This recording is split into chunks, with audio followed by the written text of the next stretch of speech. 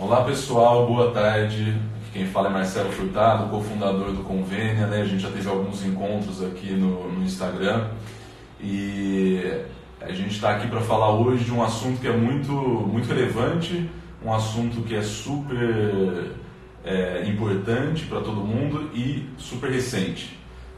Nós vamos falar hoje aqui de um tema que todo mundo pediu para a gente, muita gente escreveu aqui para o nosso blog pedindo para a gente tirar algumas dúvidas que vinham surgindo e até para tirar essas dúvidas a gente tem hoje um convidado super especial, que é o Thiago do escritório Core Law, que é o nosso parceiro para as questões trabalhistas, para as questões empresariais, para a gente falar sobre a lei da liberdade econômica, né, que começou com uma medida provisória e no dia 20 de setembro, então super recente, virou lei. Então agora a gente tem várias mudanças aí na área trabalhista, várias mudanças importantes que todos nós aqui no RH a gente vai ter que se adaptar. A boa notícia é que eu acho que algumas dessas mudanças são para melhor, acho que são para desburocratizar e a gente vai falar muito sobre isso e tentar falar da forma mais prática possível do que muda, o que a gente vai ter que se adaptar. Primeiro, eu queria agradecer, Thiago, muito obrigado. De nada, que isso, Marcelo, um prazer para mim estar aqui falando com vocês hoje desse assunto. A gente tem ensaiado live já há algum tempo, tentado fazer, acho que é a primeira vez, sempre na correria sai melhor, né? E eu acho que, até aproveitando, agradecer o Thiago, porque como é um assunto muito recente, tem muita coisa ainda que até está nebulosa, né? Porque as leis no Brasil, elas são ainda, não é tão bem colocadas as preto no branco. E te agradeço eu vir aqui tentar tirar dúvida e a gente começar uma discussão aí com todo mundo. É um prazer para nós. Vamos lá, então primeiro eu queria que você apresentasse um pouco o Core Law, né? Antes para todo mundo saber com que a gente está falando, fala um pouco do Core Law, o que vocês fazem. O escritório nosso de advocacia, Zancaner, Sala e Faustino, desenvolveu uma metodologia de trabalho que nós batizamos, os sócios batizaram de Core Law. Então eu acho que participar desse evento aqui, eu queria agradecer o teu convite ao Convênia, dessa oportunidade de falarmos um pouco desse assunto tão importante, né, na área jurídica e na área de gestão de pessoas, nessa metodologia Core Law, né? A metodologia é que nós buscamos colocar o conhecimento jurídico de uma maneira para os nossos clientes, de forma bastante objetiva, né, simples, né, e numa linguagem que seja compreensível a todos. Então, esse bate-papo, essa forma que a gente vai hoje aqui, que vocês têm muita experiência nisso, para mim é um grande prazer, é um pouco a forma com que nós pensamos em passar esse conhecimento jurídico para os clientes e para os internautas em geral. Excelente, tem tudo a ver com o Convênia, né? Essa forma de, acho que muito mais conteúdo, a forma é cada vez mais importante, né? Então vamos lá, vamos começar aqui o tema que eu acho que interessa a todo mundo, acho que também já deu tempo do pessoal entrar, o pessoal lá se aquecer. Aqui em São Paulo está um frio, tempo super propício para a gente discutir temas trabalhistas, né? Temas quentes, exatamente. Então vamos lá. A lei, traduz um pouco para a gente essa questão jurídica de medida provisória, lei, agora virou lei, isso já está valendo, não está valendo? O que aconteceu de fato agora? Na segunda, hoje terça-feira, quarta-feira já, hoje quarta-feira, o que já está valendo? A gente tem que esperar algum prazo ainda aqui. Bom, primeiro é importante dizer que essas alterações trabalhistas, Marcelo, vieram no bojo de uma lei, né, junto com uma lei muito mais ampla que só o assunto trabalhista. A lei fala de fundos de investimento, a lei fala em geral da liberdade econômica. Então o governo brasileiro buscou estabelecer alguns direitos, né, que justamente permitem à atividade econômica em geral, às empresas, né, desenvolver a sua atividade com mais liberdade. Já há na Constituição a previsão da livre iniciativa, a liberdade econômica. O governo fez questão de colocar, e aí agora o Congresso, eu digo o governo porque inicialmente foi uma medida provisória. Então o presidente da República, não é, editou uma medida provisória, entendendo que esses assuntos eram de urgência. Não vou entrar nessa discussão agora, porque agora nós temos uma lei. O Congresso Nacional, no prazo legal, transformou aquilo que ele entendeu que de fato deveria virar lei, digamos assim, na legislação, na Lei 13.874, agora do dia 20 desse mês, sexta-feira passada. Então, a partir de agora, temos uma legislação que garante às empresas uma série de direitos de exploração de atividade econômica. Vou dar um exemplo. Existia um debate grande a respeito do trabalho aos domingos e feriados, né? Especialmente aos feriados. a lei trouxe a possibilidade da exploração da atividade, quer dizer, da empresa exercer a sua atividade também nos feriados. Certo. Isso impacta na área trabalhista. Certo. Então, a lei trata de um universo mais geral, tem reflexos trabalhistas, mas também tratou especificamente no tópico mudando a CLT. E aí eu acho que é o que a gente vai agora avançar. Perfeito. Né? O fato é que essas mudanças na seara trabalhista, pela disposição de lei, são mudanças que permite-se a implementação desde já. Então já está valendo. Já está valendo essas questões que nós vamos falar hoje aqui. Tá bom. Tá? Tá bom. Na mudança da MP para a lei, na conversão, que é o nome da MP para a lei, o dispositivo que fala da vigência, do momento em que aquilo passa a valer, trata que a lei passa a vigorar a partir desta data. Ótimo. Então isso supre uma dúvida, porque nós leigos aqui a gente sempre acha que vai ter mais uma assinatura para acontecer, mais alguma coisa, então já está valendo, né? Vamos aos pontos aqui. O primeiro item que eu queria tratar contigo a lei fala sobre, agora a obrigação de ponto passa a ser acima de 20 funcionários. Certo. Né? Então como é que era antes e o que virou agora?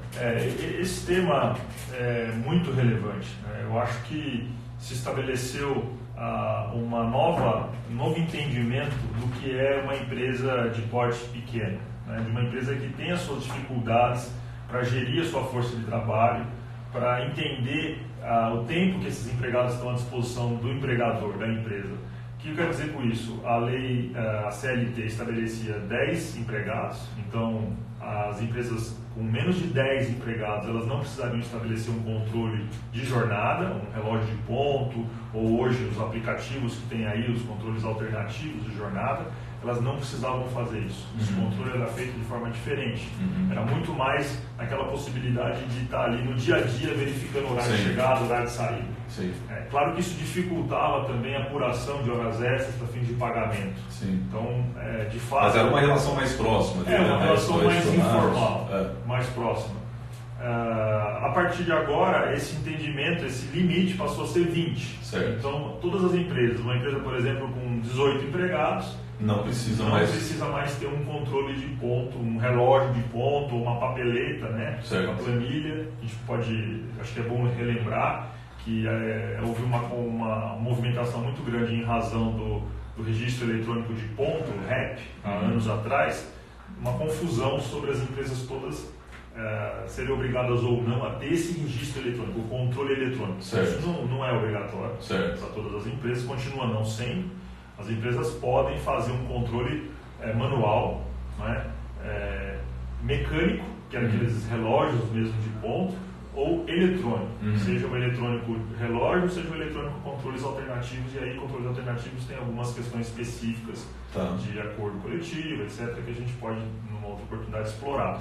Hoje, importante, a novidade é essa: abaixo de 20 empregados, esse controle de ponto não é mais obrigatório. Isso beleza, empresas de 10 a 20. Agora, empresas de todos os portes também foram afetadas no ponto, né? Que é o tal do controle por exceção. Sim. Que agora é permitido.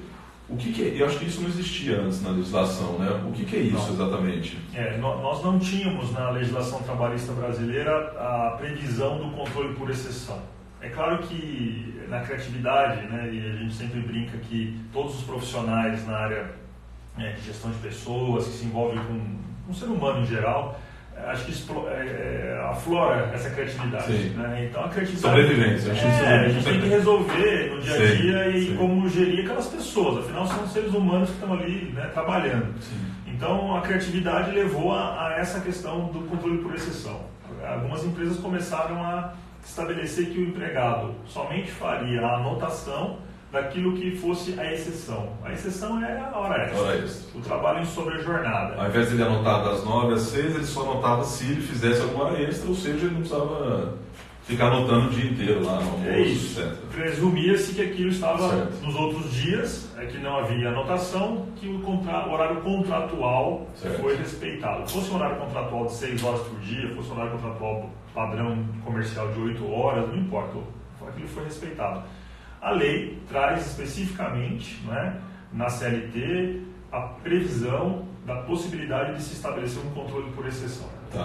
Via, e isso é importante, via acordo individual. Então a empresa pode, diretamente com o seu empregado estabelecer um documento em que este regime passa a ser utilizado, ou acordo coletivo de trabalho, ou ainda a convenção coletiva, né? As espécies coletivas ou também a individual. Eu queria deixar claro que é uma questão que já foi tratada na Justiça do Trabalho. Então, essa criatividade que eu estava dizendo, algumas empresas implementavam, várias empresas implementavam o controle por exceção. E as discussões judiciais, empregados se sentindo às vezes lesados, entravam com discussões trabalhistas. E essas questões chegaram à mais alta corte brasileira, que é o Tribunal da área trabalhista, né? O Tribunal Superior do Trabalho. E o Tribunal Superior do Trabalho, é importante dizer, não reconhecia esses controles. Então a lei mudou de fato. A lei trouxe um dado novo, um elemento novo importante, não é? Interessante. Que justificaria agora as empresas fazerem, e é o que eu diria que de mais importante, uma análise. Claro. Né? Não é toda a mudança legislativa que ainda que permita, aquilo vai ser bom. Não sei, precisa olhar a atividade. Né? Eu acho que o controle por exceção, a gente estava conversando um pouco, né, aqui sobre isso, controle por exceção, ele tem que ser implementado em algumas atividades, em algumas espécies de empresas. Acho que não é para toda atividade. Claro. Né? Atividades em que realmente há ali uma linearidade, um trabalho sempre mais ou menos naquele mesmo horário e que às vezes acontecem as exceções e tal, não precisa ficar repetidamente essas anotações. Eu acho que isso desgasta. A gente aqui no convênio, a gente tem um controle de ponto e vou te falar, é um inferno. Eu acho que nem os funcionários gostam porque você tem que ficar controlando, você esquece, tem que fazer anotação. E no final o que vale é a exceção, né? Então, assim, o que vale é pra gente fazer o banco de horas, pra gente pagar hora extra. E então, eu como empresário de uma empresa que é mais 9 a 6, que não tem jornadas mirabolantes, eu acho que pelo menos traz uma segurança, estou falando por mim, né? Sim. Cada um faz a sua avaliação ali, mas acho que traz pelo menos uma segurança para fazer alguma coisa que eu acho que é mais confortável, inclusive para o empregado. Né? Não só para a empresa. Claro, e franqueando ao empregado, né, permitindo a ele a possibilidade, que isso é relevante, de fazer a anotação, quer dizer, existe um meio de se anotar a exceção. Ele não está sendo prejudicado. De maneira alguma, ele vai poder dizer, olha, tal data, eu estou fazendo aqui hoje 2 horas extras, estou saindo tal hora, em razão, né, não precisa justificar, porque a hora extra não precisa ser justificada nesse aspecto de controle, ainda que possa ser justificada por um supervisor por outras razões mais gerenciais. Mas ali então apura-se a hora extra e para pagamento.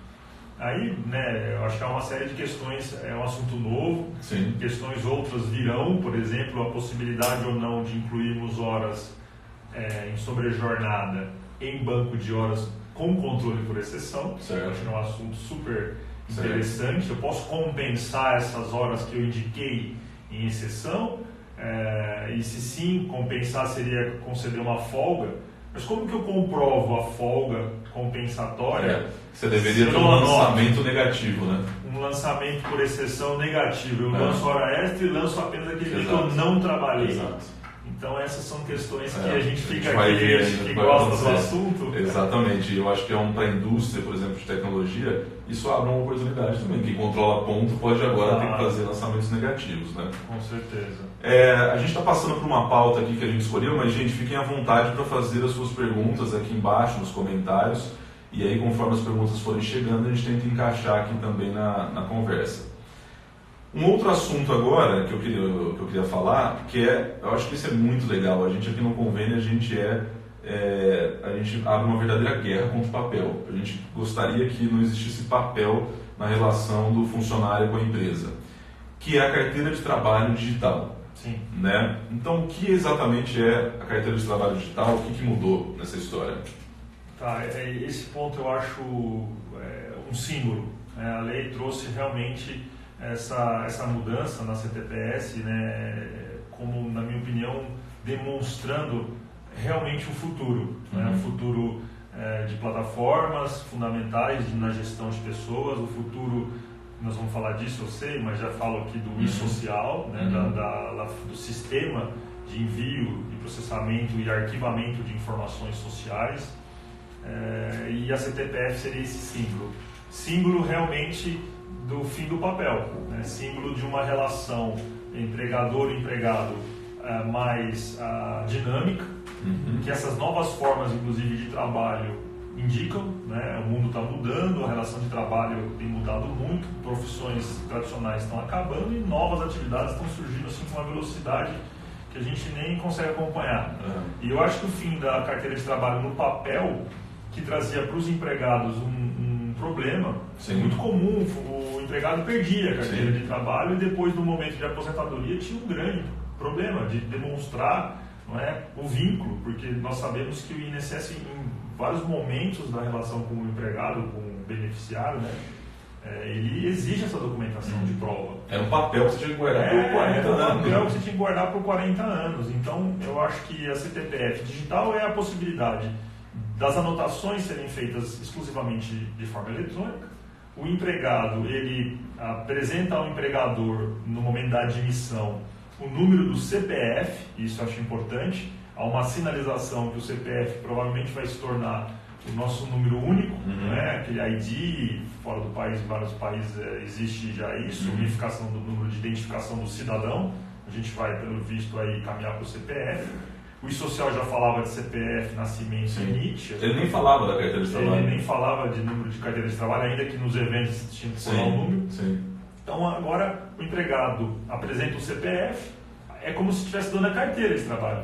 Porque o empregado terá aqui no portal acesso.gov.br, que o governo criou para isso, fazer um cadastro ali com o CPF, nome da mãe, data de nascimento, demonstrando que aquele CPF está disponível para a anotação de um vínculo. Isso é interessante. A partir dali, então, o empregador vai poder usar aquele CPF para fazer ali as anotações do vínculo. Então, a partir de hoje, se eu for admitir alguém amanhã, eu posso indicar para ele em acesso.gov.br, fazer o cadastro dele, e eu, como empresa, já tenho como fazer a contratação ali sem carteira de trabalho. O governo está correndo com isso, porque, inclusive, no dia 23, né, segunda-feira, nós tivemos a portaria que a Secretaria Especial do Trabalho, né, que é o antigo Ministério do Trabalho dentro do Ministério agora da Economia, a Secretaria Especial editou essa portaria, estabelecendo toda essa forma a parte prática mesmo, de fazer, inclusive divulgando esse site, esse domínio acesso.gov. Então, vamos avançar com as anotações em CPF digital. 5 dias para anotar, antes nós tínhamos 48 horas, isso também é importante, e o empregado tem 48 horas para ter acesso a todas essas informações, tudo via sistema, tudo via portal. É muito importante que a empresa tenha esse controle em tempo real, né? Se ela tem 5 dias, aquela prática de não, contrata aqui, depois eu assino a carteira de trabalho e tal, não existe mais, ele vai ter que registrar imediato. E nós sabemos que em muitas empresas a própria carteira física era quase que um lembrete, né? Ficava ali, tá na mesa ali aquela monte de carteira para anotar. Agora acabou, a pessoa fala o CPF e aquilo é tido como a entrega da carteira. É interessante isso. Então, no momento ali da admissão, o simples fato do empregado conceder o número do CPF, eu sei que as empresas já se adequaram em razão do social do cronograma de implementação. Os formulários de admissão já, claro, vem com o CPF, e anotou o CPF ali como se ele estivesse dando a carteira para o empregador, e claro que o empregador não vai dar aquele recibo que antes a gente precisava fazer, recibo de entrega da CPF, pedido de devolução. Isso acabou. Isso acabou com esse novo cenário. Eu, como funcionário, posso queimar minha carteira de trabalho? Qual que é? Não. É o fim dos papéis, mas não dos importantes papéis. Eu ressalto aqui que da importância ainda da carteira de trabalho do papel que o empregado tem. Ali constam os vínculos, as férias, todas aquelas anotações. Como eu disse, isso é um documento fundamental perante principalmente ao INSS. Ou seja, guarda a carteira de trabalho. Guarda muito bem guardada. E as empresas que admitiram todo mundo com carteira de trabalho até hoje, o que elas fazem? Sim, as empresas... aquele vínculo em carteira de trabalho física precisa, no momento da rescisão, ser baixado. Independentemente das obrigações que constam no e-social, claro, né, do término da relação laboral, é recomendável fazer a baixa na carteira, que ali o ciclo se fecha. Né? E as admissões em CTPS digitais, evidentemente vai ser todo feito digitalmente. Mas então a pessoa física guarda a carteira de trabalho, quem não tiver já entra em acesso.gov.br direto, e a empresa, todos admitidos em carteira de trabalho, fecha a admissão, quando for o caso, na carteira, e a partir de hoje poderia fazer tudo digital, aí sim, vida nova. Isso, para aqueles que têm carteira física, vai acabar fazendo duas coisas, infelizmente, sim. Que é a falta de convergência entre trabalharmos com o social e termos uma carteira física. Sim, não havia essa convergência. Mas pelo menos daqui para frente tem um ciclo novo, né? Tem um novo cenário. A gente chegou uma pergunta aqui de controle de exceção, que eu não sei se você tem a resposta, tá? A gente pode tentar discutir um pouco aqui, ver se tem ou não. A gente pode fazer controle de exceção apenas para uma parte dos colaboradores, ou vai ter que fazer para todo mundo se vier fazer? Tá. É possível, na minha leitura, né, da lei, a possibilidade de fazer sim para uma parte.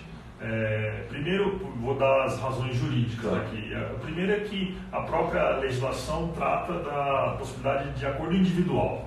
Certo. Se a legislação tivesse indicando que aquilo deveria abarcar um volume de empregados, grupos, departamentos, né, ela exigiria primeiro um acordo coletivo. Perfeito. Né, no mínimo um acordo coletivo. Que pudesse pegar todo mundo da empresa, que pudesse perante o sindicato negociar que só uma parte da população ali, dos empregados estariam afetados, permite o acordo individual. Certo. Então eu acho que isso é um primeiro indicativo. O segundo é que tem um trecho da lei que trata dessa questão do controle de exceção e da atividade também externa. Né? Quando fala da anotação do controle, que antes era via ficha e papeleta. Certo. E ali dizia que era obrigatório a ficha e papeleta. Agora, esse dispositivo foi alterado. Então, ou seja, seria para um grupo de pessoas também. Isso, eu poderia, por exemplo, fazer o controle por exceção da minha área de back-office, de escritório e tal, né? E, por outro lado, continuar com o meu controle normal com a minha força de vendas externa através de um controle alternativo, um aplicativo. Acho que é isso que eu chamo a atenção de implementar esse tipo de ferramenta na gestão do tempo do empregado à disposição do empregador, gerir isso, mas com esse olhar e análise do caso concreto. Né? Primeiro, a empresa, será que a empresa ali está preparada, existem situações que comportam? Sim. Depois, dentro da empresa, tem áreas que tem mais empatia com isso, não é? Eu hoje me preocupo muito com a parte de forças de vendas e a parte de serviços técnicos externos, que são essas pessoas que ficam aí trabalhando na rua, né, com serviços de alto valor agregado, né, técnicos externos, são pessoas com valores importantes de remuneração e sem controle muitas vezes, entendendo, é externo, eu não vou controlar porque a lei me ampara, e a gente sabe que não é assim. Então, acho que é um bom momento para fazer essa escolha. E eu acho que o acordo individual, se for o caso, tem que ser muito bem feito também. Não virou bagunça, né? O negócio da sua segurança em alguns pontos, né? Acho que assim como a gente tinha aqueles modelos de acordo de prorrogação e compensação padrão, que às vezes a gente lia aquele acordo, né, em ações trabalhistas muitas vezes, e o acordo não dizia nada com o que era o contrato de trabalho e não dizia nada com o que era a realidade. Né? Eu acho era algo...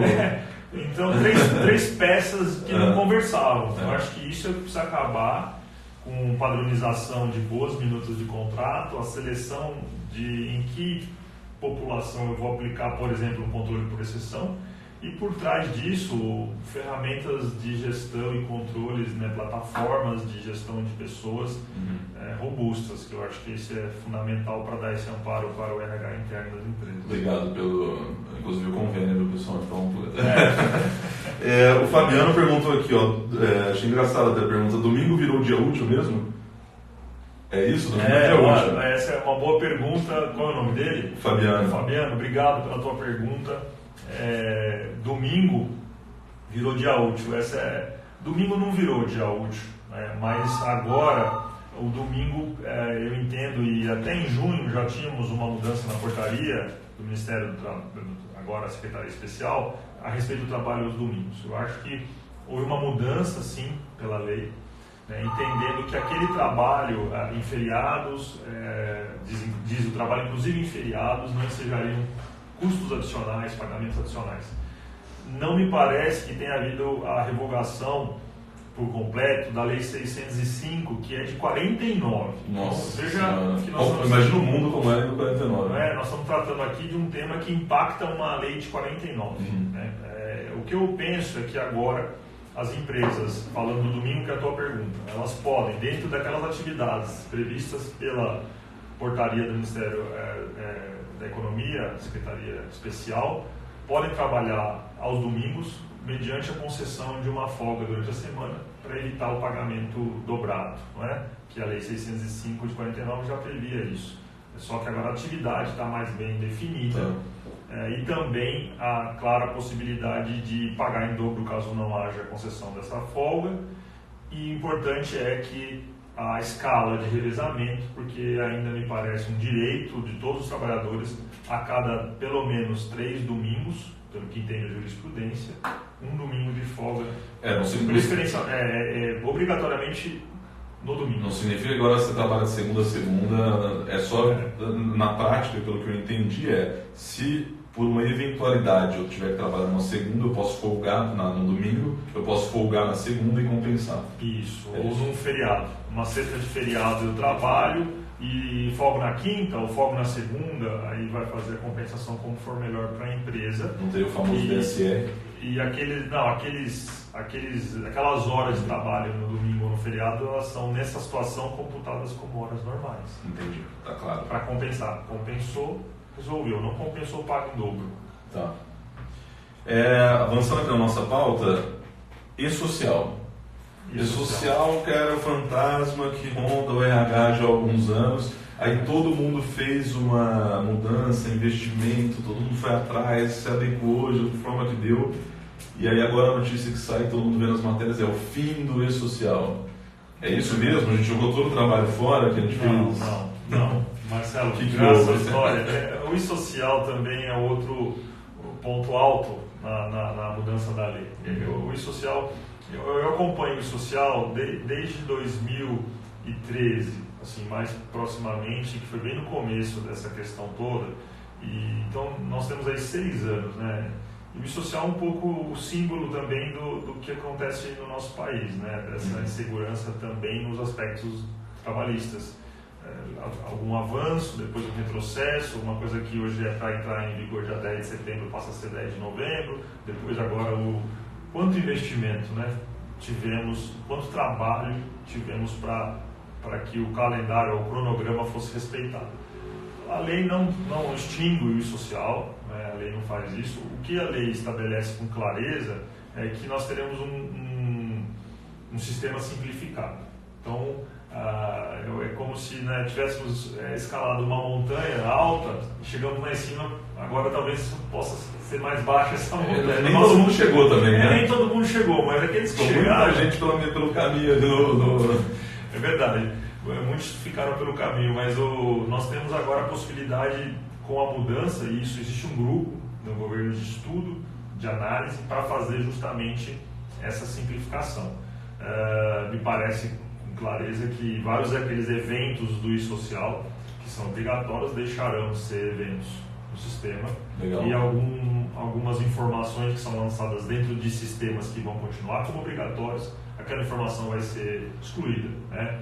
Quem conhece o e-social na parte de programação sabe todo aquela linguagem, o layout do e-social, quem já leu o layout do e-social sabe, eles vão tirar ali de dentro algumas informações que não são importantes. Mas vai continuar existindo, então? O sistema, não me parece existir uma outra possibilidade de se relacionar com o governo no mundo de hoje que não seja pela forma digital, né? Toda a parte tributária é digital. Lembramos que o e-social está dentro de um projeto maior que é o SPED, que envolve as informações todas fiscais, algumas previdenciárias, toda a parte da nota fiscal eletrônica, tudo isso aí é o SPED, né? Isso é uma conjugação de forma de se relacionar com o governo e prestar informações. Sim. O e-social foi o último ponto que veio e acho que vai continuar de uma forma mais simplificada e isso eu acho que... É uma ótima notícia. Eu acho que é uma boa notícia. Eu acho que o social,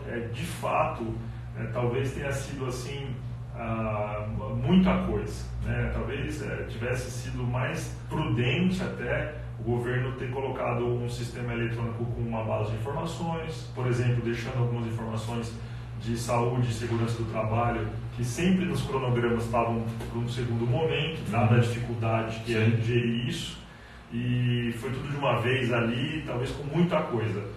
Eu acho que o e-social simplificado pode atender a nossa necessidade, e aí, paulatinamente, a gente pode ir tendo a inclusão de dados e informações na medida do passar do tempo.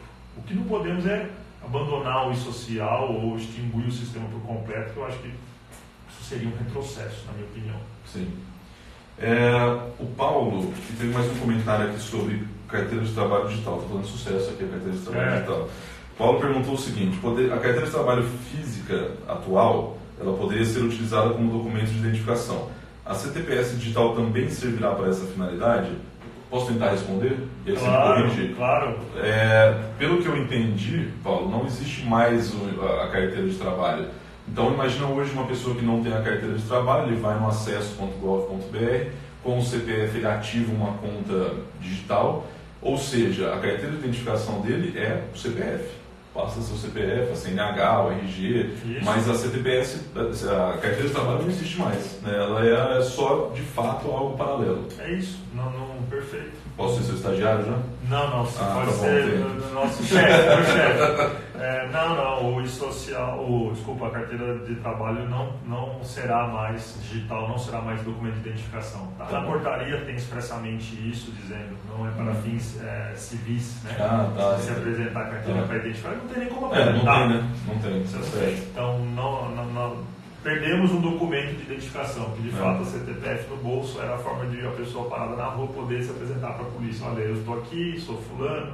A identificação civil, isso a CTPF digital não permite. Você sabe que, um parênteses aqui, o que eu acho mais absurdo no Brasil é o título de eleitor, porque ele não serve nem para votar. E se você for votar com o título de eleitor, eles não deixam, você tem que apresentar um documento de identidade. Porque não tem foto. Não tem foto, é inacreditável. Não tem foto do título. Então, eu acho que esse é um caminho de unificar, não é? CTPS digital com RG. É que, pelo que eu acompanhei, e honestamente de longe, isso não é totalmente ligado à minha área trabalhista, mas o custo para se fazer a unificação de dados num único número do Brasil são muitos milhões. Sem dúvida. Então não é fácil. Dúvida. Aí temos uma pergunta aqui, poderia fazer um comentário a respeito do contrato intermitente? Não tem uma pergunta específica, mas você tem algum comentário a fazer? Eu acho que houve alteração aqui? Não, aqui não. Acho que é um pouco voltar à reforma. Vou aproveitar a pergunta do intermitente, dizer que a gente está vivendo um momento, na minha opinião, muito especial nas relações laborais. E não especiais no sentido positivo, não estou fazendo uma avaliação de valor, é mais de mudanças mesmo. Nós estamos já há 2 anos, há mais de 2 anos, na verdade, no sentido da data em que nós conhecemos a lei que mudou a legislação trabalhista, a reforma, e de lá para cá a gente tem enfrentado assim, todo dia uma novidade, incrível isso. Então eu acho que alguns temas, e por isso que eu estou falando disso, para falar do intermitente. O intermitente é um tema, é uma questão que, na minha opinião, precisa de maturação. O tempo matura algumas questões no direito e na vida em geral, e o intermitente talvez não tenha sido compreendido de forma correta. Imaginar que nós temos uma necessidade constante de força de trabalho e que eu vou trabalhar com intermitentes para tentar fazer como se fosse um freelance, não é isso. Não é isso. Então eu acho que o intermitente é um desses tópicos que, na minha opinião, são importantes, mas precisam ser estudados e, de novo, olhar a realidade da empresa, olhar a realidade daquela força de trabalho ou daquela pessoa e perceber se ali comporta o intermitente, que é aquela possibilidade do contrato de trabalho especial em que você convoca a pessoa para trabalhar. Sim. E durante aquele período da convocação, ela aceitando a convocação em dado tempo, o contrato passa a produzir efeitos. E ao final daquele período, as rescisórias ali são pagas, quitou-se aquele período, e a pessoa vai e passa a manter o contrato. Isso é interessante, um pouco juridicamente, a ideia quer ser bem prática, eu não vou entrar no detalhe técnico, mas é uma contradição em si. Porque você encerra, mas não encerra. Você encerra para fins de pagamentos, mas o contrato fica ligando o empregado e o empregador sem produzir efeitos. E isso tem uma série de impactos, né? Sem produzir efeitos econômicos. Mas e o plano de saúde? Verdade. Como é que fica? Então, acho que precisa assentar um pouco melhor, maturar isso e construir o que é realmente na prática o contrato intermitente. E essa construção é diária, né? Sim. Isso é da... Sim. A gente já está. O previsto eram 30 minutos, a gente já estourou, mas estão chegando mais algumas perguntas. Eu vou aproveitar essas últimas para já liberar também você, Thiago. Isso, é um prazer. Vamos lá. Então, com relação a Roberta, com relação à carteira de trabalho, nós que já estamos no E-Social, estou entendendo, Roberta, que você como empresa já está no E-Social, não precisamos mais registrar a física. Isso foi exatamente isso que o Thiago falou mais cedo. Depois esse vídeo vai ficar aqui disponível, mas logo quando a gente começou a falar de CTPS, seria exatamente isso. Então a carteira física você não precisa nem cobrar mais, ela teoricamente nem existe mais. Mas eu acho que alertar para que o teu futuro empregado aí mantenha essa carteira guardada. Guarde. E se você registrou o funcionário na carteira de trabalho física, o Thiago recomendou que você na saída registre também na física. Então, ou seja, feche o ciclo e abra o ciclo da digital só dos novos. O Fabiano fez mais uma pergunta. A ausência da carteira de trabalho assemelha o que aconteceu com o livro de registro de empregados, que não é mais necessário? Sim, bom exemplo. Eu acho que é exatamente isso. Manter o livro de registro e a carteira de trabalho, digamos assim, cada um com o seu documento, né? O empregador mantinha um livro que resumia tudo aquilo que ele tinha anotado, e o empregado mantinha o seu documento, que é até de identificação, como lembraram aqui hoje, de registro, com as suas anotações. As mesmas informações em 2 locais físicos. Agora, as mesmas informações, ou estas informações, num único local digital, em que o empregador acessa e alimenta, e o empregado acessa e analisa, e confere. Inclusive, diz que em 48 horas da data da anotação, aquilo tem que estar disponível para o empregado para ele saber se anotou a data correta, se férias, todas essas questões têm que estar disponíveis ao empregado. Perfeito. Bom, Thiago, acho que a gente poderia ficar aqui mais algumas horas, mas a gente vai estar disponível, então, logo depois dessa live, eu vou deixar também o contato, a gente vai fazer um post aqui com os contatos do Thiago, do Corlaw, para vocês entrarem em contato. Aproveitando para agradecer de novo a sua participação, eu acho que é importante você também falar o quanto que o Corlaw consegue ajudar. Eu acho que as pessoas talvez conheçam o convênio porque estão no início do convênio, mas acho que como que o Corlaw consegue ajudar quem está com dúvida. Eu acho que muita coisa aqui a gente até falou, pode ser que a convenção coletiva sobreponha alguns pontos, outros não, pode ser que a minha situação seja diferente, e aí eu acho que é a importância de vocês, né? Então, que tipo de consulta eles podem te fazer, que tipo de trabalho você faz e que eles podem contar lá contigo?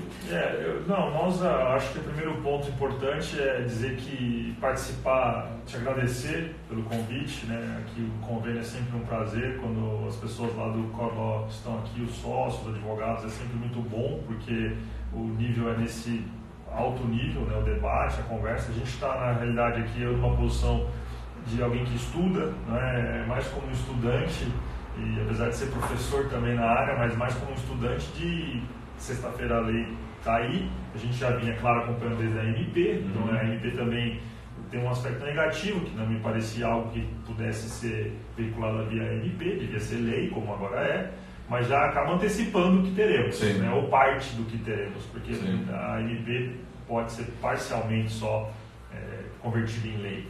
Mas eu acho que como um estudante, então eu acho que nós podemos debater, tenho meus contatos aqui, né? Nós, como História de Advocacia, prestamos serviços em várias áreas, e nós temos lá uma área trabalhista que se dedica ao consultivo e ao contencioso trabalhista cotidiano, e é sempre muito bom poder, especialmente nas redes sociais, em vários blogs que a gente participa também, conversar nesse nível em tese. Acho que é muito legal. Isso faz parte daquela sedimentação que a gente fala. Que tudo é em tese, nós estamos falando, não estamos resolvendo nenhum caso. Sim. E acho que a contribuição de vocês é fundamental. Obrigado pelas perguntas. Né? Se isso vai nos direcionando ao que realmente importa. Verdade. E isso que é o que de maravilhoso tem essa tecnologia de nos conectar. Então eu queria agradecer todas as perguntas e de novo ao convênio ao Marcelo. Excelente. Valeu, cara. Obrigado. Obrigado a todos novamente. Fique atento aí, a gente sempre tem lives. Conforme forem surgindo dúvidas, assuntos, a gente vai tentando trazer para vocês. Obrigado, pessoal.